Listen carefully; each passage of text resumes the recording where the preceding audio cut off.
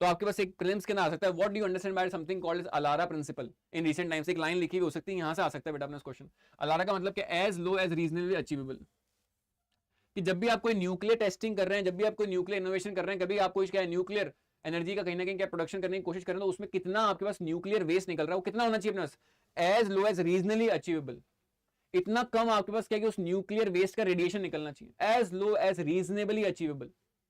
जितना हम क्या कि अपने पूरे के पूरे प्रोसेस के अंदर पूरा एफर्ट लगा के जितना कम से कम रेडिएशन निकाल पाए, उतना हम कहीं ना कहीं फोकस करना चाहिए। और ये जो अपना अलारा प्रिंसिपल था जो कि बताता है सबसे कम रीजनेबल अचीवेबल कहीं ना कहीं अपन क्या रेडिएशन प्राप्त करें, ज्यादा ना हो जाए वो। It was based upon something called as what the long standing what linear no threshold model.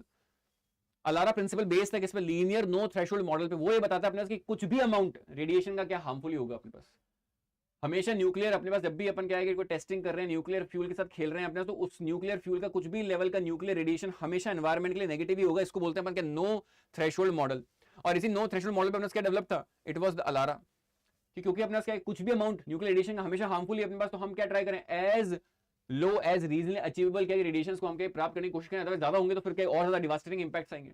अब यूएस ने क्या इसको हटा दिया है, इसका मतलब अब क्या है कि अपने पास कोई ऐसी लिमिट नहीं रही है अपने पास कि वो रेडिएशन की होनी चाहिए। इससे क्या होगा, एक तरीके से आपके न्यूक्लियर इनोवेशंस तो बढ़ जाएंगे, मगर एनवायरमेंट के ऊपर और ह्यूमन हेल्थ के ऊपर क्या है कि बहुत नेगेटिव इंपैक्ट देखने को मिलेगा।